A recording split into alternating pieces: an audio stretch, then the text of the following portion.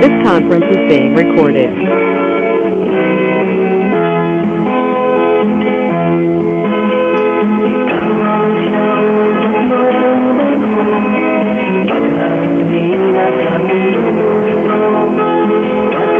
Muted.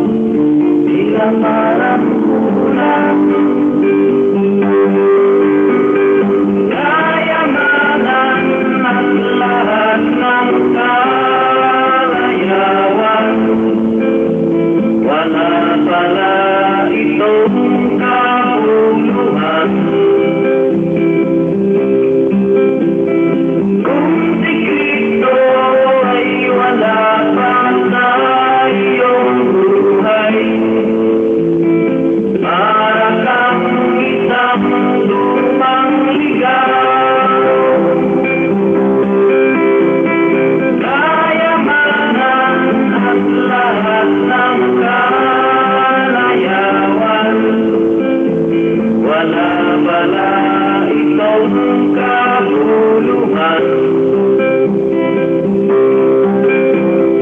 Kung si Kristo ay wala pa sa iyong buhay, para kang isang tupang ligaw, para kang isang tupang ligaw, para kang isang tupang ligaw.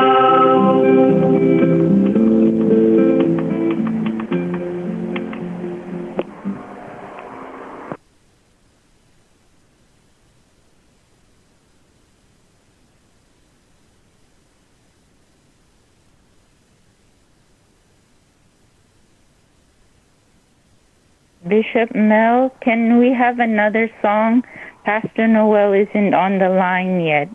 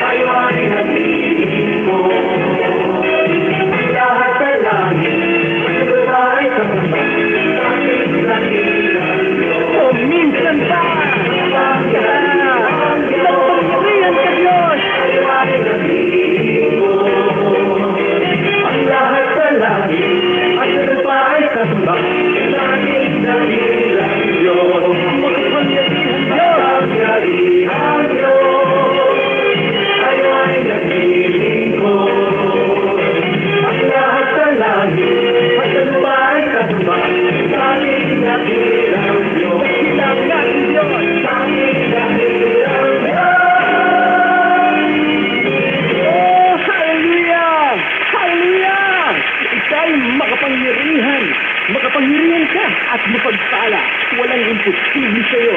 Sinupuri ka namin. Sinasamba ka namin. Tayo na, mga kapatid. Kapitan natin ang Panginoon. Tayo magsaya sa Panginoon.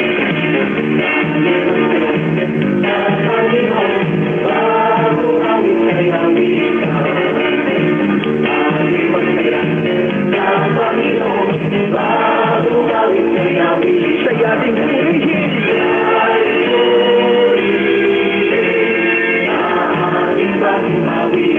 Purihin siya!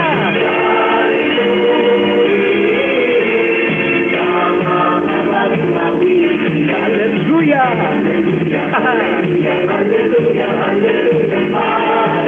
Woo! Jesus pa! Hallelujah!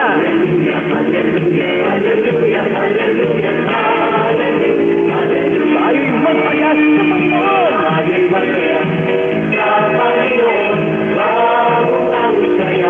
Halina! Sabay-sabay!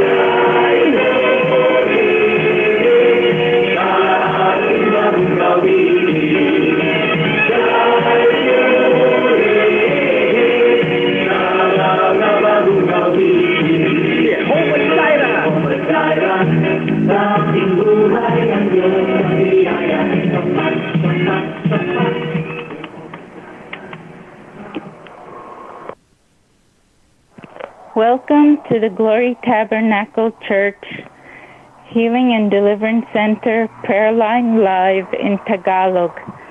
Before we begin, let's start off with prayer. Sister Lila, can you pray? Okay. Hallelujah. Hallelujah. Maraming po salamat Diyos Ama sa gabing ito na muli po ninyo kaming pinagtipon-tipon sa pamamagitan ng prayer line na ito. Itinataas po namin sa inyo, Panginoon, si Pastor Noel na siya maghahatid ng mabuting balita mula sa inyo, Panginoon. At basbasan niyo po ang lahat ng makikinig, basbasan niyo po ang lahat ng mga kahilingan, karaingan na idudulog sa gabing ito, Panginoon. At binabalik po namin sa inyo ang lahat ng papuri at pasasalamat na nawa'y maging karapat-dapat po kami sa inyong banal na presensya sa gabing ito. Sa pangalan po ni Jesus, aming Panginoon at tagapagligtas, kasama ng Diyos Espiritu Santo, Diyos magpasawalang hanggan. Amen. Amen. Pastor Noel? Good evening, Sister Claire, at magandang gabi sa lahat ng ating kasama. Dito po sa programa ng Panginoon sa gabing ito, ang Glory Tabernacle Prayer Line. Ating pong kasama sa programang ito ang Consuming Fire Radio Ministry.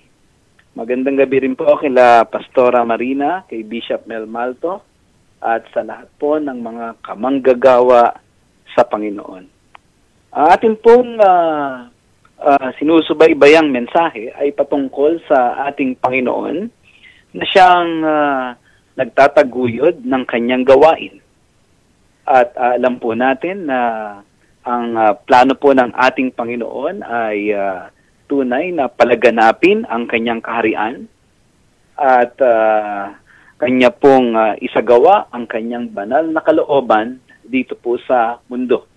At ito nga po ay patungkol sa pagliligtas sa mga nangangailangan ng kaligtasan ng ating Panginoong Hesukristo. At makita po natin na ang ating Panginoong Hesus ang siyang bumaba mula sa langit, kanyang inialay ang kanyang buhay sa krus upang kanya pong iligtas ang kanyang bayan. At kaya nga po siya tinawag na Jesus sapagkat ang ibig po sabihin nun ay tagapagligtas o Savior sapagkat kanyang ililigtas ang kanyang bayan sa kanila pong mga kasalanan.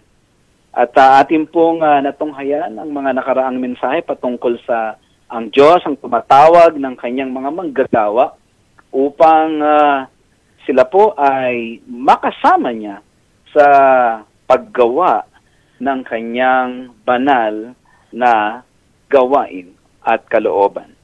At hindi lang po yun, ang ating pong Panginoon din ang tunay na nagtutustos ng lahat ng mga pangangailangan ng kanyang banal na gawain. Sa gabing ito ay tutunghayan po natin ang ikatlong paksa na kaugnay ng ating pong mga naunang mga pinaksa. Dito po sa unang Korinto, 15 kabanata, sa talatang 58, ay ganito po ang sinasabi. Kaya nga, mga kapatid kong minamahal, kayo'y magsitatag, huwag makilos, na laging sumasagana sa gawa ng Panginoon. Yamang nalalaman ninyo na hindi walang kabuluhan ang inyong gawa sa Panginoon. Pag-usapan po natin ang paksang sumagana sa gawa ng Panginoon. Sumagana sa gawa ng Panginoon. Ito po ay isa sa mga napakahalagang utos ng ating pong Panginoong Diyos na kanya pong ibinigay sa mga mananampalataya sa pamamagitan ni Apostol Pablo. At dito ay sinasabi ni Apostol Pablo na ang mga mananampalataya ay tunay na dapat laging sumagana sa gawa ng Panginoon. Sa kabila po ng maraming mga issue dito po sa iglesia, lokal iglesia sa Corinto, ang mga problema patungkol sa espiritualidad, ang problema sa kanilang paglago, sa kanilang pananampalataya, problema patungkol sa mga dibidibisyon, hidwaan sa loob ng iglesia, ay ang ating Panginoon ay inutusan ang kanya pong mga binanal o ang kanya mga anak na sila po ay sumagana sa gawa ng Panginoon. Ano po ba ang gawa ng Panginoon na kung saan dapat tayong mga mananampalataya ay dapat sumagana? Una ay tignan po natin ang gawain ng Panginoon sa ating panloob na pagkatao. Dapat ay sumagana tayo sa banal na gawain ng Diyos na nandito sa ating panloob na pagkatao, sa ating mga puso, sa ating pong mga isipan, at sa ating pong mga kaluluwa. Ang unang bagay na ating titignan ay walang iba kung hindi ang kanya pong gawain ng pagpapabanal o yung work of sanctification. Ito pong gawain ng pagpapabanal. Ang gawain po ng pagpapabanal, mga kapatid, ay patungkol sa patuloy na pagbubukod ng ating Panginoong Diyos sa kanyang mga anak sa kanya. Ibinubukod ng ating Panginoon ang kanyang mga anak bilang kanyang pag-aari, mga kapatid. At dito sa unang Tesalonica, 5 kabanata, sa talatang 23, ang sabi dito, at pakabanalin kayong lubos ng Diyos din ng kapayapaan, at ang inyong espiritu at kaluluwa at katawan ay ingatang buo na walang kapintasan sa pagparito ng ating Panginoong Hesukristo. Dito sa gawain ng pagpapabanal ay tunay na ang mga mananampalataya ay patuloy na iniingatan ng ating Panginoon, at patuloy silang ibinubukod ng Diyos bilang kanyang mga banal na pag-aari, mga kapatid.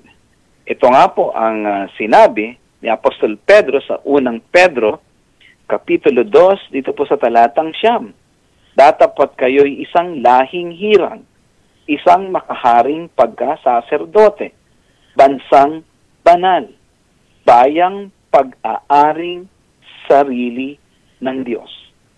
Kaya po itong gawain ng pagpapabanal ng ating Panginoon sa ating loob, ay ito po yung gawain ng Diyos na kung saan ang mga mananampalataya ay patuloy na pinagkakalooban ng Diyos ng pagsisisi sa kanilang mga puso.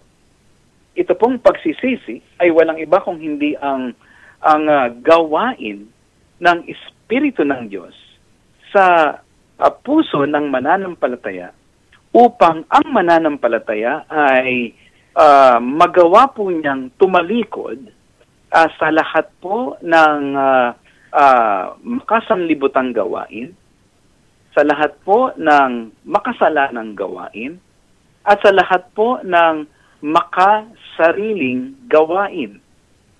At dito ay ang mananampalataya ay tinatanggihan niya ang anumang bagay na hindi nakalulugod sa Diyos. Ang anumang bagay na hindi sumasang-ayon sa kalooban ng ating Panginoong Diyos. Dito ay pinahihindian niya ang lahat ng mga bagay na sang-ayon sa kadiliman, sang-ayon sa kasalanan, sang-ayon sa kamunduhan, sang-ayon sa sariling buhay, mga kapatid. Kaya naman, ang mananampalataya ay sa kanyang pagtalikod sa mga bagay na hindi nakalulugod sa Diyos, ay humaharap naman siya sa ating Panginoon. Ang pagsisisi ay hindi lamang po ito pagtalikod sa mga bagay na hindi nakalulugod sa ating Panginoon, kung hindi siya ay humaharap sa ating Panginoong Diyos upang mabuhay sa Kanya. At sa pamamagitan nga nito, mga kapatid, ng pagsisisi na mula sa ating Panginoong Diyos, ay ang mananampalataya ay ibinubukod ng Diyos sa kanyang sarili, mga kapatid. At ang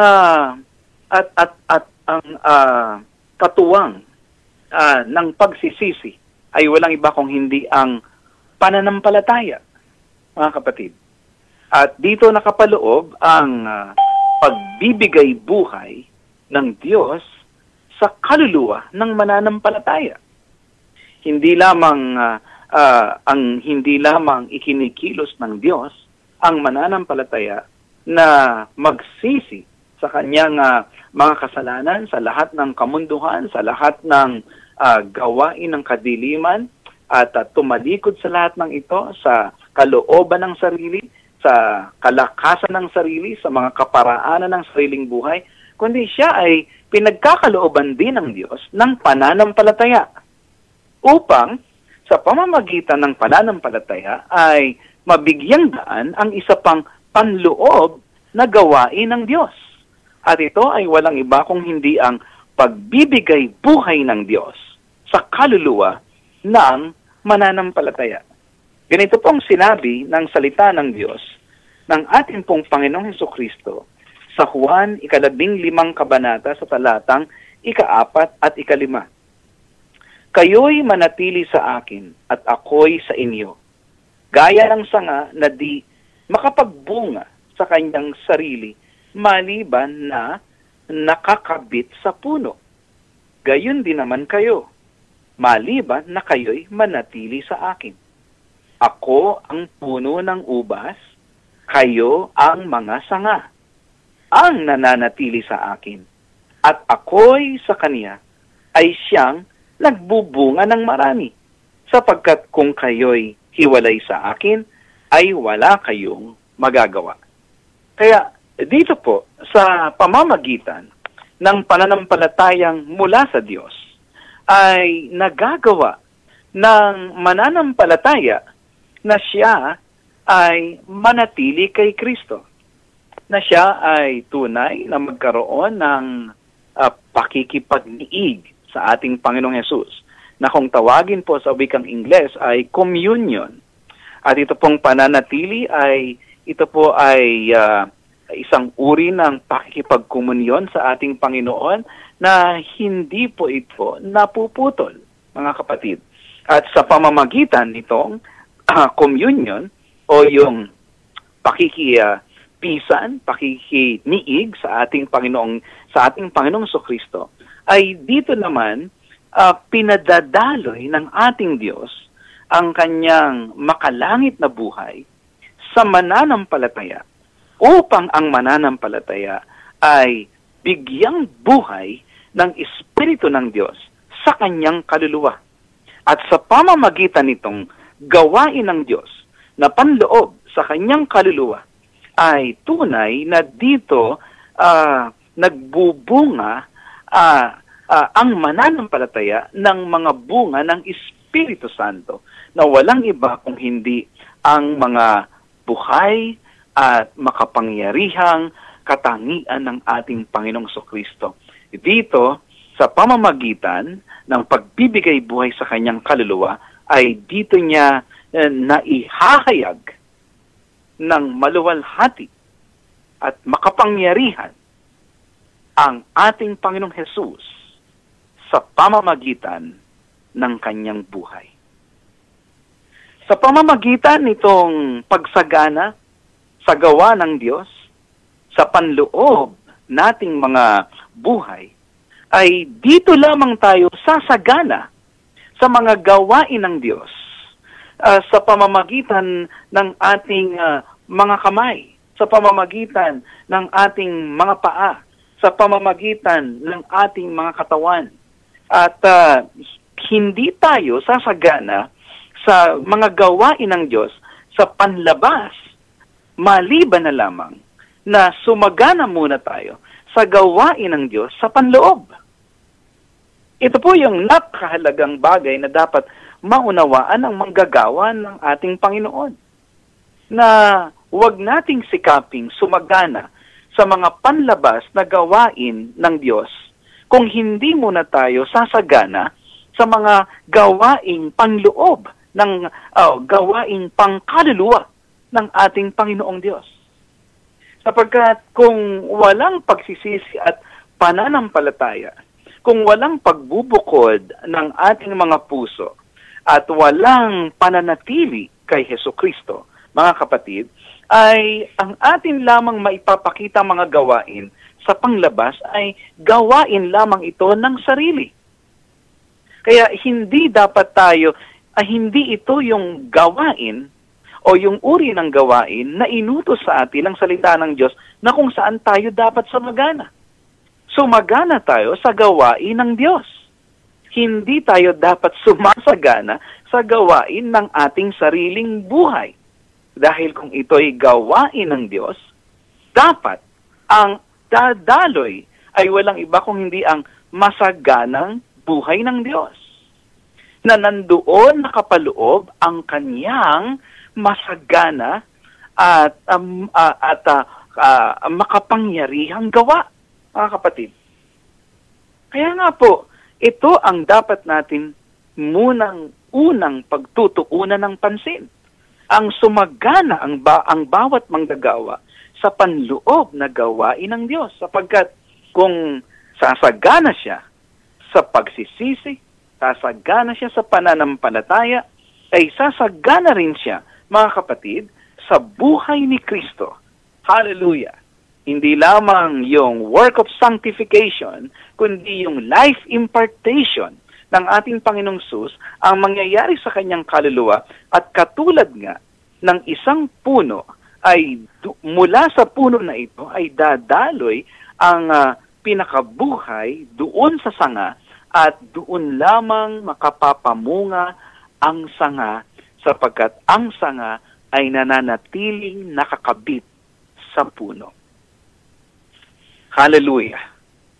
Kaya nga po, mga kapatid, kung nagsisikap tayo sa paggawa sa ating Panginoon, involved tayo sa iba't ibang uri ng ministry, marahil ikaw ay umaawit sa ating Panginoon, marahil ikaw ay manggagawa sa loob ng iglesia, ikaw ay nag-evangelize, nagbabahagi ka ng salita ng Diyos, ikaw ay tunay na minsan sa loob ng church, habang church service, ikaw ay tumutugtog, nag-usher, o kaya naman ikaw ay nasa bahay at naglilingkod ka sa ating Panginoon at sinisikap mo na ipakilala ang ating Panginoon sa iyong pamilya, nananalangin ka, nagba-Bible study, anumang gawain sa ating Panginoon. Hindi po natin pinag-uusapan muna dito yung iba't ibang mga gawain para sa ating Panginoon. Ang pag-uusapan muna natin dito ay anong uri ng buhay ang masaganang dumadaloy mula sa iyong puso na ito ay hinahayag mo sa iyong kaluluwa upang iyong bigyang daan ang mga gawain na yan, upang iyong maisakatuparan, magawa ang mga gawain. Anong uri ng buhay ang sumasagana sa iyo? Yun ang pinag-uusapan natin, mga kapatid. Sumasagana ba ang gawain ng Diyos, ang buhay ng Diyos, ang Espiritu ng Diyos, ang makapangyarihang Espiritu, ang buhay, ang presensya ng Diyos sa iyong puso, sa iyong kaluluwa? Manapay ito ang pinadadaloy mo sa iyong kaluluwa. Hallelujah. At ginagamit mo ang iyong katawan bilang instrumento ng katwiran upang ipakilala ang ating Panginoong Kristo, ang kanyang mga kagilagilalas na gawain. Hallelujah. Sa pamamagitan ng iyong buhay. Dahil kung hindi ganito, kapatid, ang sistema ng ating paglilingkod ay naglilingkod lamang tayo sang-ayon sa ating sariling kakayanan, sang-ayon sa ating sariling kaparaanan, sang-ayon sa ating sariling kalooban, mga kapatid. At etong mangyayari, walang pagdaloy ng buhay ng Diyos, hindi mo makikita, hindi mo mararanasan ang pagdaloy ng Espiritu ng Diyos. Kaya ang iyong dawain sa ating Panginoon, na ginagawa mo para sa ating Panginoon, ito ay magdudulot sa iyo ng kabigatan, ng kapaguran, mga kapatid, at ikaw ay madidisappoint lamang sapagkat wala doon ang ating Panginoon. Kaya nga, dito, sa unang Korinto, 15 kabanata, sa talatang 58, ang pangako dito ng ating Panginoon sa atin, kapag tayo ay sumasagana sa gawa ng Panginoon, ang sabi niya, yamang nalalaman ninyo na hindi walang kabuluhan ang inyong gawa sa Panginoon. Tingnan po ninyo yun. Ito ang pangako ng Diyos. Kung ang Diyos mismo, sa pamamagitan ng kanyang banal na Espiritu, ang nag-uumapaw, na gumagawa sa pamamagitan po ng ating mga buhay sapagkat tayo sa ating kaluluwa ay sumasagana tayo sa buhay ni Kristo, ay mayroong kabuluhan ng iyong paggawa sa Panginoon. Marahil ikaw ay naglilingkod sa Diyos, ibinibigay mo ang iyong buong kalakasan, ang lahat ng iyong magagawa, ikaw ay tunay na naglilingkod ng tapat. Maski ikaw ay tunay na magkaroon ng, maski ikaw ay hadlangan ng kaaway, kapatid, at hindi mo nakikita na para bang, hindi mo nakikita na ang gawain ay umuunlad, mga kapatid, ang sinabi ng ating Diyos, mayroong kabuluhan ng iyong ginawa sa ating Panginoon. Sapagkat ang gumagawa sa iyo ay hindi ikaw, kundi ang Diyos. Hindi mo man nakikita ng iyong sariling mga mata, mga kapatid, na at mistulang lalong gumugulo at lalong nananalangin ka at ang nakikita mo para bang kabaliktaran pa ng mga pinapanalangin mo. Ibinibigay mo ang iyong buhay sa ating Panginoon ng buo, subalit ang dami-daming mga nagaganap na problema sa iyo na para bang sinasabi ng kaaway sa iyo na baliwala lahat ang paglilingkod mo. Binigay mo ang buhay mo tapos etong nangyari. Inilagay mo ang iyong buhay, iyong tunay na inilaan ang iyong buhay sa gawain ng Diyos. Subalit, ang iyong buhay naman, ang daming mga problema. Ngunit ang pangako ng Diyos, kapatid, ay ito. Ang iyong ginawa ay may kabuluhan sa Diyos. Ang Diyos mismo ang magsasakatuparan ng kanyang gawain, kapatid. Ang bilin lang ng ating Panginoon ay magpasakop tayo sa Diyos. Hallelujah. Magpakumbaba tayo doon sa lilim ng kapangyarihan ng Diyos. At siya mismo ang tunay na magtataas sa atin sa kanyang sariling kapanahunan. May kabuluhan ang iyong paglilingkod kung ang sumasagana sa iyong buhay ay ang mga gawa ng Diyos, kapatid. Ang bilin ng ating Panginoon ay ang ganitong uri ng paglilingkod, kapatid, ay dapat palagi. Hindi lamang tayo dapat sumagana, kundi tayo ay laging sumagana. Yan ang sinabi ng salita ng Diyos. Laging sumasagana, kapatid. Ibig sabihin ay huwag kang susuko, huwag kang bibitaw, huwag kang hihinto. Saan? Sa pananatili kay Kristo. Huwag kang hihinto sa pakikiniig sa Kanya, pakikipagniig sa Kanya. Huwag kang hihinto sa paglilingkod sa ating Panginoon. Huwag kang hihinto sa pananampalataya kay Kristo. Huwag kang hihinto sa pagbubukod ng iyong sarili kay Kristo. Huwag kang hihinto. Ang sabi nga ni Apostle Pablo, sabi niya, I have fought the good fight. Siya ay nakipaglaban ng mabuting pakikipaglaban.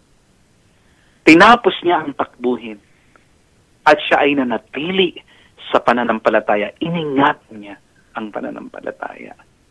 Kapatid, kamanggagawa, kapwa pastor, mga lingkod sa ating Panginoon, tayo po'y magpatuloy sapagkat ang Diyos ay tapat. Lagi po tayong sumagana sa gawain o sa gawa ng ating pong Panginoon. Salamat po at purihin ng Panginoon. Pagpalain po kayo ng ating Panginoong Hesus hanggang sa muli sa susunod na Martes, mga kapatid. Praise God. Thank you, Pastor Noel. Praise the Lord, Sister Claire.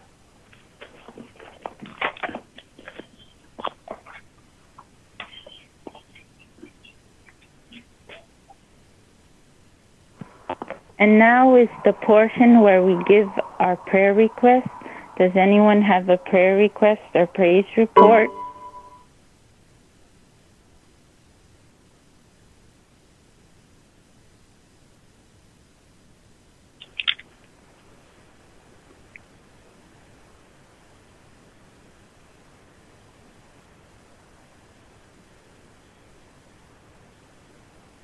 Nangyari. Hello, Sister. Hello. Hi, Sister Chi. Ito. Do you have a prayer request or praise report? Sister Claire, may prayer request ako. Yung isang member ng Young Adult ni Pauline, ang pangalan niya na Des, yung Naresh, nag-testimony to sa Times Square Church. Ano siya, yung parents niya, nakulong sa India. Oh. Ang ginawa, maraming, ano ba yun, tawag doon yung bureaucracy. Yung kaibigan ng pamilya nila, nagpahiram ng pera, nanghihiram. Tapos yung parents ni Nares, parang siya ang naging middleman ng hiram naman sa ibang tao. Tapos nawala yung binigyan niya ng pera. So, mga Kristiyano sila, so parang rin to, no? Ngayon nasa piresohan sila. pinapreso nung hiniraman nilang pera. Pero yung pera hindi naman nasa kanila, lumipat sa ibang tao. So, we'll just pray for them. As they are Christians, they, but the thing is, they were taken advantage. So, we'll just lift them up in prayer. And also, this weekend, the mental health team of Times Square, of which Pauline is also part of it, will speak in Mount Zion in Summit. Please pray for them that they will the workshop will be a success, that it will be for the glory of God, that they will teach the faculties of the Summit. So please pray for the whole. Okay, they will go there and they're safe travel. Thank you. Sister Merly, can you pray for Sister Cheat's prayer request? Hello? Yes. Yes. Sister Cheat, ano po yun? Hindi ko ganong naintindihan. Kasi, Sister Cheat?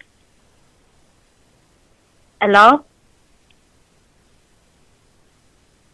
Hello? Hello, Sister Merly? Do you hear me? Oo, kasi nagpuputol-putol po dito. Ano po yung, niyo po, prayer request? Ang prayer request ko, yung isang nag-testimony sa church, if you will remember, ang pangalan niya na Des. Yung siya, valedictorian siya, na taga-India, ang parents niya nakakulong ngayon.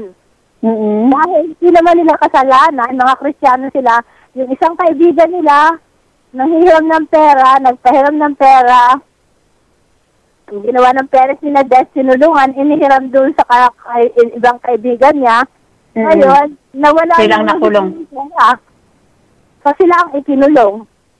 So, please pray for them. At saka yung grupo ni Pauline, yung mental health team ng Times Square, which belong to On-Call Mission, they will have a workshop in Summit Bible School this coming weekend. Please pray for traveling mercy for them to go there, and also the anointing of the Lord in their workshop. God will be glorified and magnified in all these things. They will teach the faculty of Summit Bible School. Okay? Thank you so much. Hallelujah. Purihin ka, Panginoon, sa gabing ito. Salamat po, Panginoon, at naririto po kami muli, Panginoon, at kami nagkakaisa pong nananalangin, Panginoon, at humihiling po, Panginoon, sa panalangin po ng bawat isa. Panginoon, tinataas po namin yung kahilingan po na panalangin po ni Sister Cheat doon sa isang kapatiran po na nag-testimony po sa Times Square Church, yung magulang niya po, Panginoon, sa India, Panginoon, na nakakulong po ngayon, Panginoon. God, alam mo po yung nasa puso po nila, Panginoon, at ipuin mo po yung taong pinahiram po nila na yon ng pera, Panginoon, na makonsensya po sila, Panginoon, na maibalik po nila yung pera na yon, Panginoon, na inutang po ng magulang na yon para ipautang sa kanila, Panginoon. God, anak mo sila, Panginoon, at alam po namin na hindi mo sila pababayaan, Panginoon, sa kulungan na yon, Panginoon. At bigyan mo po sila, Panginoon, ng kalayaan po na lumaya po sa kulungan na yon, Panginoon, na tunay po, Panginoon, na magkaroon po, Panginoon, ng katugunan po, yung katotohanan po na mabigyan po, Panginoon, ng kalutasan po yung problemang yun, Panginoon, sa kautangan, sa pagpautang po ng magulang na yun ng isa naming kapatid, Panginoon, sa pananampalataya, Panginoon. Protektahan mo po sila doon, Panginoon, sa kulungan na yun, Panginoon. Bigyan mo sila, Panginoon, ng daan, Panginoon. Buksan mo po, Panginoon, yung puso, Panginoon, ng namamahala po doon, Panginoon, sa kulungan na yun, Panginoon, upang sila'y lumaya po, Panginoon, o God, at makita po, Panginoon, mahanap po, Panginoon, yung binigyan nila, Panginoon, ng pera, Panginoon, na yun, Lord. At ihipuin mo po yung taong yon, Panginoon, na pinahiram po nila ng pera, Panginoon, na magsisi siya, Panginoon, at makonsensya siya, Panginoon, sa puso niya, Panginoon, yung maling ginawa niya yun, Lord, na tinakbuhan po, Panginoon, yung magulang na yun ng isang kapatiran po namin sa church, Panginoon. At ganoon din po, Panginoon, alam po namin, Panginoon, na hindi mo sila pababayaan yung magulang niya, Panginoon, sa kulungan na yun, Panginoon, na tumagal po doon, Panginoon. And hinihiling po namin, Panginoon, na ikaw po ang gumawa, Panginoon, ng magbukas, Panginoon, ng puso ng namamahala po doon sa kulungan na yun, Panginoon. O God. At ganun din po, Panginoon, yung workshop po nila Sister Pauline, Panginoon, at ang kanya mga kasamahan, Panginoon, papuntang summit. Panginoon, protektahan mo sila ng banal mong dugo, Panginoon, at ingatan mo po sila sa pagpunta po nila doon, Panginoon, at ikaw po ang manguna po, Panginoon, sa workshop po nilang ito, Panginoon, at ikaw po ang mag-glorify po, Panginoon, maitataas, Panginoon, sa workshop po nilang ito, Panginoon, at bigyan mo sila, Panginoon, ng revelation, Panginoon, ng kapahayagan sa puso nila, Panginoon, kung ano po ang nais mo pong gawin, Panginoon, sa kanilang pagpunta doon sa summit, Panginoon. At Panginoon, ingatan mo po sila, Panginoon, sa pagpunta po nila, Panginoon, doon. At alam po namin na ito'y, Panginoon, gawain mo, Panginoon, sa kanilang buhay, Panginoon. Salamat po, Panginoon, sa pagpili mo sa kanila, sa pagtawag mo po sa kanila, Panginoon, sa gawain nito, Panginoon. At patuloy mo po, Lord, silang bigyan, Panginoon, ng pangungusap sa puso ng bawat isa sa kanila, Panginoon, sa workshop na ito, Panginoon. Patuloy mo po silang gamitin, Panginoon, sa amang dako ng lugar, Panginoon, sa tulong po ng banal na Espiritu mo sa kanilang buhay, Panginoon. Salamat po sa life po nila, Panginoon. At tunay po, Panginoon, ang lahat ng ito, Panginoon, O God, ay may reward, Panginoon. Yung mga ginagawa po nilang ito, Panginoon, para sa kalwalatian mo, Panginoon, ito may reward na galing po sa iyo, Panginoon. Salamat po sa mga pagpapalang ibinibigay mo sa kanila, Panginoon, sa workshop na ito, Panginoon. At patuloy mo silang bigyan, Lord, ng wisdom, ng knowledge, Panginoon, sa mga bagay pong ito, Panginoon, na ikaw po ang patuloy po, Panginoon, na mag-work, Panginoon, sa kanilang mga puso, Panginoon. Patuloy mo silang bigyan ng kalakasan, Panginoon, ng katatagan, Panginoon, sa patuloy nilang pag-workshop na ito, Panginoon. Sa amandako mo po sila dalhin, Panginoon, ng banal na Espiritu mo, Panginoon, sa kanilang buhay. Salamat po sa gabing ito, Panginoon, at sa mga salita mong ipinagkaloob mo sa bawat isa, Panginoon, at sa bawat isa sa nananalangin po sa prayer line na ito, Panginoon. Salamat po sa lahat po. In Jesus' name, Amen. Hallelujah. Amen. Sister Amen. Marley, do you have a prayer request? Yes, yung one of our sister, Claire, Yes. hiling niya yung patuloy na kagalingan sa sa kanyang cancer, sa uterus. Nasa first stage pa rin siya. So, sabi ng doktor sa kanya, every month, kailangan siya magpa-check up doon sa pag-opera sa kanya, no? Pero nandun pa rin nandun pa rin yung cancer na yon na mawala yon, no? Yes. Tapos, yung aking, one of my cousin in the Philippines, her name is Rosini Presentacion, I need ng continuing healing sa kanyang skin disease at saka yung kanyang buhok na naglalagas, Tapos, patuloy siyang bigyan ng Lord ng grace and mercy ng kagalingan sa physical niyang katawan. And she has one of son, Brother Robert, na lingkod ng Panginoon, na maging matatag siya sa pinagdadaanan niya ngayon sa parents niya. And his father also got sick, na yung both legs and both arms, I think is still, swollen. So he said he can't walk because of, the swollen to his, his father's body. And also and his families, the rest of the families, to come to God, and her and his grandmother, and also his some of Tia, here na magbalik loob sa Panginoon, and also my families too, na continue makilala nila ng lubusan ng Lord sa buhay nila. And that's it.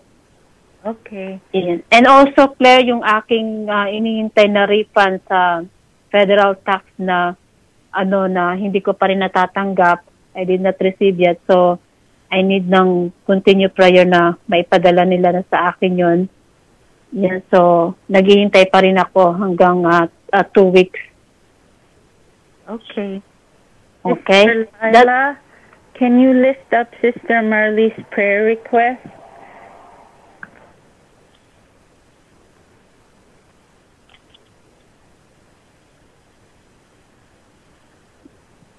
Sister Claire? Yeah, can you list up Sister Marley's prayer request, Sister Lila? Yun ba yung pasyente ha? Sister Lila, yung aking ang aking kahilingan sa prayer po, yung isang kapatiran din natin sa Panginoon. Ayaw niyang ibabanggitin yung pangalan. So, Sister Claire and Pastor Marina knows her name. So, natapos na yung kanyang operation. So, meron yung continue ng healing sa kanyang sa uterus na may cancer, no? Pero nasa first stage pa lang. So, kahilingan niya sa prayer na yun, na mawala yung cancer na yun, no, sa kanyang uterus. Then, one of my cousin in the Philippines na naglalagas yung kanyang buhok, tapos yung kanyang skin, nagtatanggalan, na pagalingin siya ng Panginoon, talagang totally magbalik loob siya sa Panginoon, humingi siya ng tawad totally sa Panginoon, at yung kanyang mother dito, yung kanyang kapatid na nandito, naniniwala pa rin doon sa mga pamahiin, yung mga pangkukulam, no? Yun. Tapos meron siyang anak doon sa Philippines na ginagamit ng Lord na maging matatag siya sa mga pinagdadaanan niya doon sa kanyang mother, at saka yung kanyang father din, hindi na rin makalakad dahil namamaga yung kamay at saka yung paa. Baka siguro sa may diabetes siguro. Ganun, no? Oo. Pati yung aking refund sa income tax na ma-receive ko na yun, maipadala na nila. Hanggang ngayon kasi hindi ko pa po natatanggap. So, naghihintay pa rin po ako ng maybe next month. Tapos, at saka yung family ko na makilala nila ng malalim pa na, sa puso nila si Lord. Ayun lang. At lagi nilang unahin ng Panginoon sa buhay nila, sa puso nila. Yun lang po. Okay, thank you, Sister Mary. Thank you po.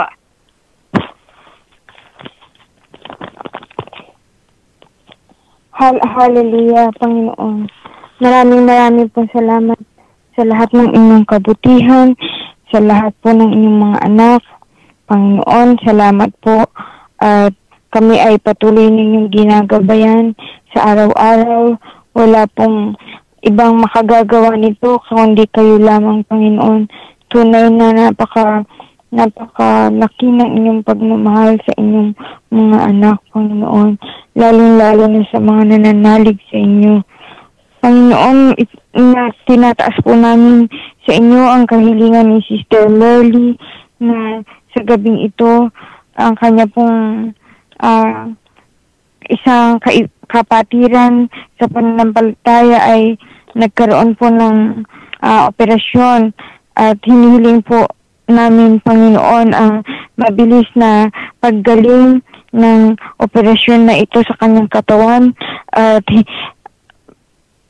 hinihiling din po namin na pagkalooban niyo po siya ng full healing and recovery, Panginoon, at nawa ay manbalik ang kalakasan ng kanyang pangangatawan at mabalik ang dating lusog at sigla, Panginoon.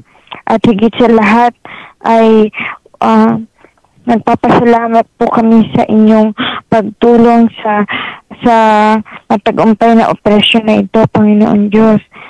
At higit sa lahat din ay magpatuloy po sana, Panginoon, na kayo ay kilalanin at sambahin at mahalin ng kapatiran na ito sapagkat napakadakila ang inyong pagtulong sa kanya. Higit sa lahat, gayon din sa mga ibang nagkaroon din po ng operasyon.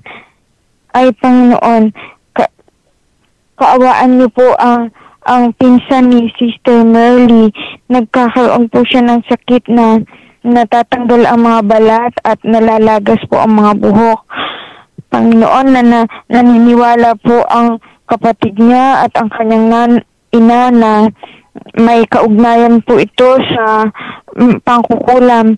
Pero Panginoon, kayo lang po ang nakakatalos ng tunay na dahilan kung saan nagmula ang ganitong sakit ng kanyang pinsan, Panginoon. Hinihiling po namin na hipuin mo po siya, Panginoon, mula ulo hanggang paa at palakasin ang kanyang pananampalataya, Panginoon, na lubos po sana niya kayong makilala na kayo po ang Diyos na makapagpapagaling. Anumang sakit, Panginoon, ay walang imposible, Panginoon. Kaya hinihiling po namin ang kagalingan ng kanyang pinsan, Panginoon, na mahinto na po ang pagkalagas ng buhok na ito at gumaling naman po ang kanyang balat ng normal, Panginoon. Tinataas din po namin sa inyo ang kanyang ama, ni Sister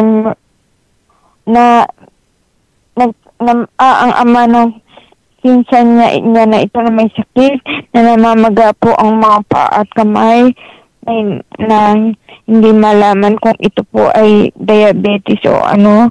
Panginoon, ipuin niyo rin po, Panginoon, ang ama na ito na siyang tumitingin po, Panginoon, sa kanyang pamilya.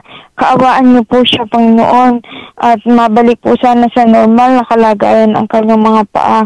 Maalis po sana ang mga pamamaga at pamamaga ng kamay at paa, Panginoon. Kaawaan niyo po siya, Panginoon, at pagalingin. Tinataas din po namin sa inyo ang kahilingan na personal ni Sister Merly.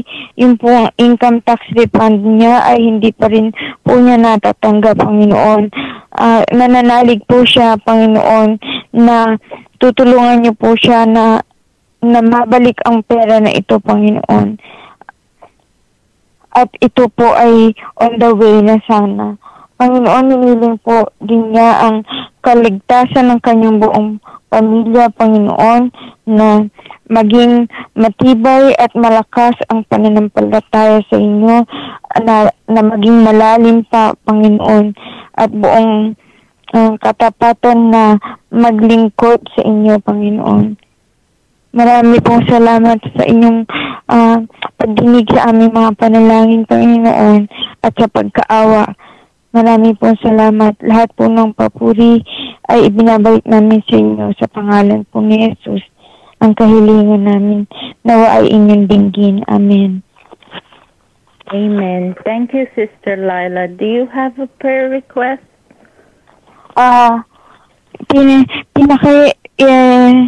Kung maaari nating ipagdasal ang pamilya ng family, yung landlady ko, ang buong pamilya ay nag-travel papuntang Buffalo, New York upang ihatid sa eskwelahan ng medisina. Si Sultan ihahatid pala sa eskwelahan ng medisina at 6 na buwan siyang mag-i-intern yata doon nang walang uwi. Kaya 8 oras ang pagbibiyahe, pagmamaneho ng sasakyan. Kaya dinadalangin natin na sana'y pagkalooban sila ng mapayapa at ligtas na paglalakbay. Amen. Okay. Sister Connie, can you pray for Sister Lila?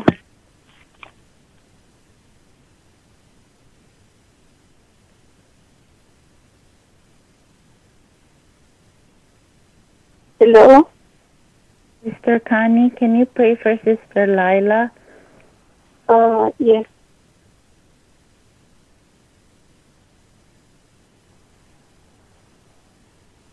Magandang gabi sa iyo, Panginoon. Nagpapasalamat kami na sa pagkakataong ito na binigyan mo kami ng oras at pagkakataon na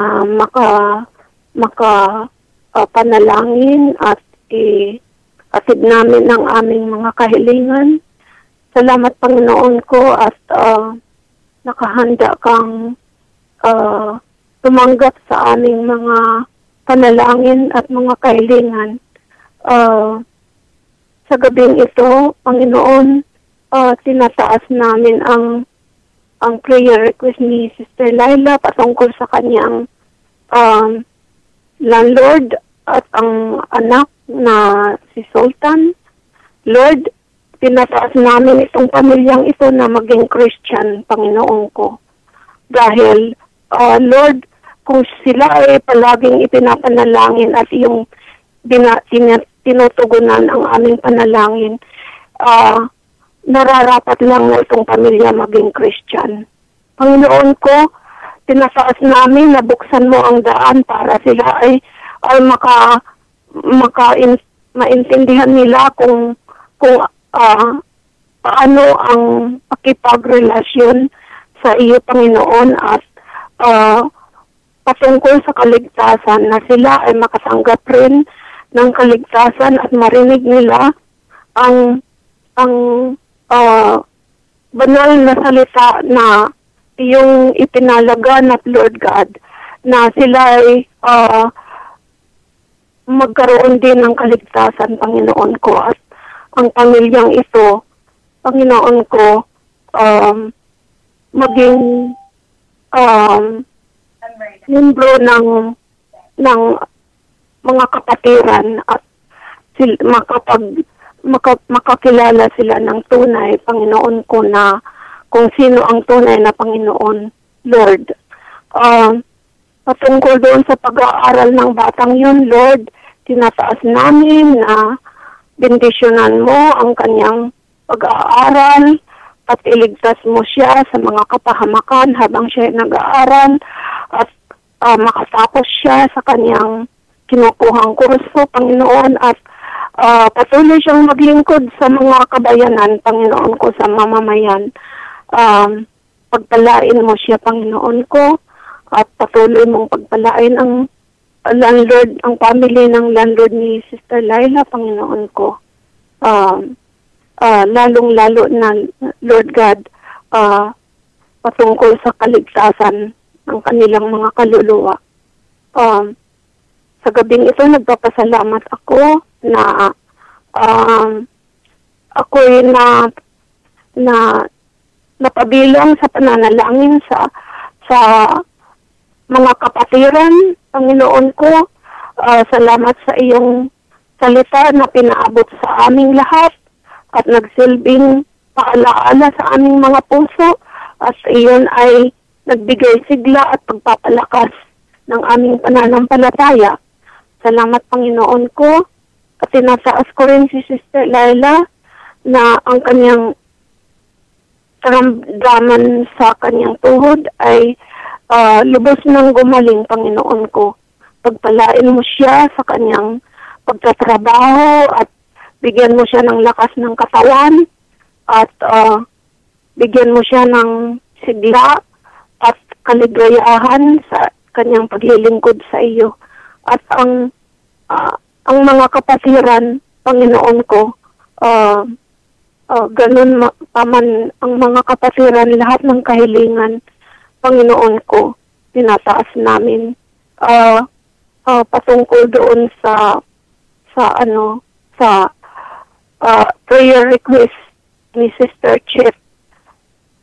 Panginoon, yung isang pamilya na nakulong doon sa India dahil sa sila ay pinagsamantalahan at niloko.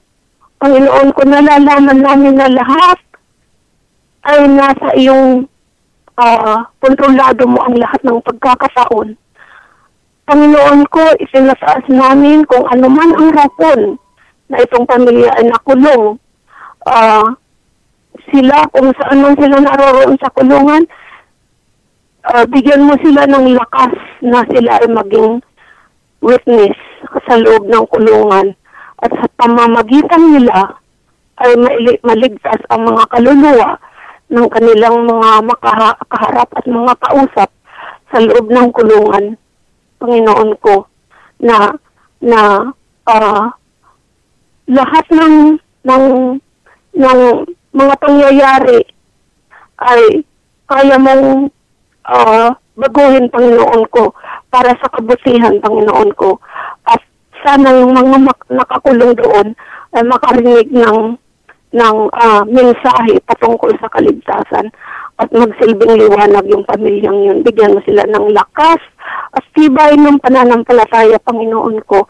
Iyan ang aming kahilingan sa iyo, Panginoon ko. At iligtas mo sila sa lahat ng kapahamakan, Panginoon ko.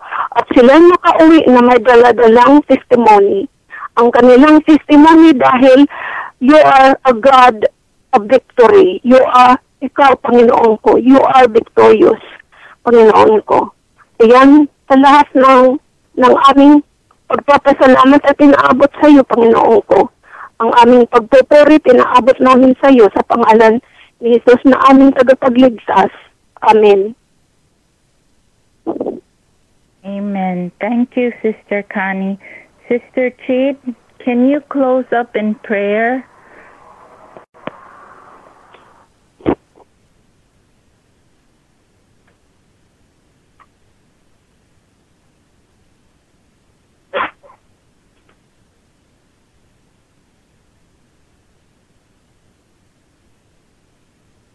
Sister Cheat, can you close up in prayer?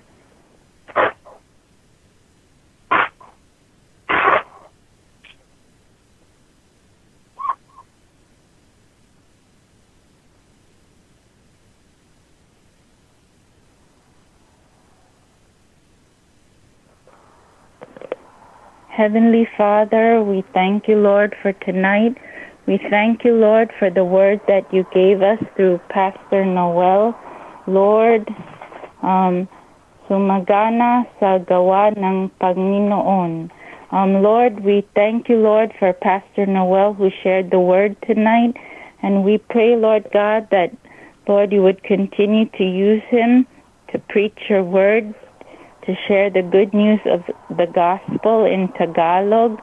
And Lord, tonight we thank you for every prayer intercessor. Thank you, Lord, for the prayers that were lifted up by your people tonight, Lord God. And Lord, we thank you in advance for every prayer that will be answered tonight, Lord. Thank you, Lord, for listening to each cry, each request, each need of your people tonight, Lord God. And Lord, tonight we just want to thank you, Lord, for everyone who came to listen to the prayer line. We thank you for the silent listeners. We thank you, Lord, for this global broadcast. And Lord, we thank you for your presence here with us tonight, Lord God. Lord, we pray, Lord God, that as the word went forward, Lord God, that, Lord, your people were blessed and encouraged, even the praise reports and the testimonies that, Lord, we just want to thank you, Lord, for your goodness in our lives, Lord God. Thank you, Lord, for every prayer that will be answered, Lord God. And Lord, tonight, we just want to thank you, Heavenly Father. We thank you, Jesus. We thank you, Holy Spirit. Thank you for this prayer line live. We thank you for our leadership, Bishop Mel and Pastor Marina, and even Evangelist Mike of Consuming Fire Radio Ministries, for the opportunity that you give us to pray for your people, Lord God. Lord, tonight as we close, we pray, Lord God, that your name would be continually glorified and honored, Lord God. Dito sa lilim ng iyong pag-ibig, di ako mangangamba.